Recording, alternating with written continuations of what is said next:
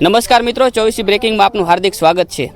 આજે અમે કાલ જેવી રીતે મોટી મજેઠી ગામની મુલાકાત લીધી હતી એવી જ રીતે આજે અમે હેબતપુર ગામે લોકોની મુલાકાત લેવા માટે નીકળ્યા હતા, પણ હેબતપુર ગામ સંપર્ક વિહોણું થઈ ગયું છે કે એકે બાજુથી હેબતપુર ગામ જવાય તેવું નથી। આજે અમે નવસાદભાઈએ જે ફૂડ પેકેટ મોકલેલા હતા તે દેવા માટે નીકળ્યા હતા, પણ એકે બાજુ રસ્તો ના હોવાના કારણે આજે અમે લખતર થઈ અને આ જે ભાસ્કરપરા વિસ્તાર છે ત્યાં આવ્યા, બાબાજીપુરા જે વિસ્તાર છે ત્યાં આવ્યા છીએ અને ત્યાં જે ગામના સરપંચ અને સભ્યો જે છે તે ટ્રેક્ટર ભરી અને ફૂડ પેકેટ લેવા ત્યાં સુધી પહોંચ્યા છે। એવી ખરાબ પરિસ્થિતિ છે। 3 દિવસથી જે આ વરસાદ વરસી રહ્યો છે જેના કારણે લોકોની બહુ ખરાબ પરિસ્થિતિ છે। લોકોના ઘરમાં કેડ સમાણા પાણી ભરાઈ ગયા છે, ખાવા પીવાના કોઈ સ્ત્રોત નથી, ગામમાં કોઈ શાકભાજી દૂધ કે એવું કોઈ પણ વસ્તુ રહી નથી। હવે આપણે તેમની સાથે પણ વાતચીત કરીએ। પહેલાં આપણે થોડીક લાલાભાઈ સાથે વાતચીત કરીએ કે તેમને શું આદેશ આપવામાં આવ્યા હતા અને તે કેટલી ખરાબ પરિસ્થિતિ હોવા છતાં પણ ફૂડ પેકેટ દેવા માટે અહીંયા આવ્યા છે। લાલાભાઈ,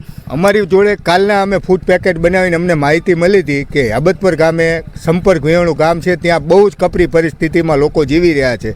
અમે કાલના હેબતપુર જવાના પ્રયાસ કરી રહ્યા છીએ, પણ કોઈ પણ રીતે હેબતપુર જવાય એવું નહોતું। એટલે આજે અમે એક પ્રયત્ન કર્યો કે લખતર થઈને અમે આ બાબાજીપુરા ગામ આવ્યા અને સરપંચને એમની ટીમનો કોન્ટેક્ટ કરીને એ ટ્રેક્ટર લઈને અહીંયા આવ્યા છે।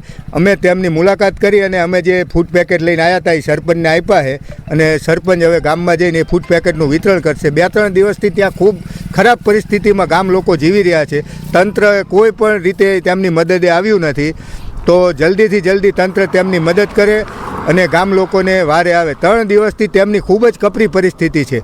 હું તમને કહીશ કે તમે ગામ લોકોને પણ પૂછો તેવી કેવી પરિસ્થિતિમાં જીવી રહ્યા છે અત્યારે જે ટ્રેક્ટર લઈ અને સરપંચ આવ્યા છીએ સંજયભાઈ, આપણે સંજયભાઈ સાથે વાતચીત કરીએ કે કેવી ખરાબ પરિસ્થિતિ જે છે તે હેબતપુર ગામની છે। સંજયભાઈ, શું કહેશો તમે? હેબતપુર તો જો કે એટલું અતિશય પાણી છે કે લોકોના કાચા તો ઠીક છે મકાન, પણ પાકા મકાન પણ પડી ગયા છે। ખાવા પીવાનો એટલો કે કંઈ ખાવા પીવો પણ નથી માણસને। એવી પરિસ્થિતિ કેવી હોય તો આપણે કહી શકાય। પછી ઢોરને ચારો પણ નથી મળતો, ઢોર એમના છે બરાબર પાણીની અંદર। આવી પરિસ્થિતિ પણ હજુની ઘડી કોઈ તંત્રએ અમારી ધ્યાન લીધી નથી અને કોઈ પણ આવ્યું નથી, હજુ કોઈ પૂછતું નથી તમારા ગામની અંદર શું તકલીફ છે। તમે આની જાણ તંત્રને કરી? તમારે આપણે ત્યાંના ધારાસભ્ય હોય કે કલેક્ટર હોય કે મામલતદાર ટીડીઓ કોઈને પણ જાણ કરી ખરી તમે? હા, મેં જાણ તો બધાને કરેલી। ટેલિફોન દ્વારા મેં દરેકને મેં જાણ કરી કે અમારા હેબતપુરની અંદર એટલી તકલીફ છે, અમારા ગામની મુલાકાત લો, તકલીફ છે, પણ હજુની ઘડી કોઈ પણ આવ્યું નથી। ગામના બીજા પણ લોકો આપણી સાથે હાજર છે, આપણે એમની સાથે પણ થોડીક વાતચીત કરવાનો પ્રયત્ન કરશી। શું કહેશો કાકા તમે?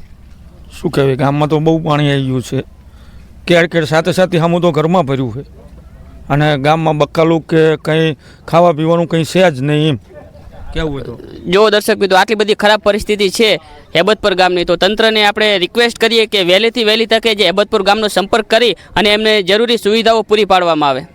ધન્યવાદ।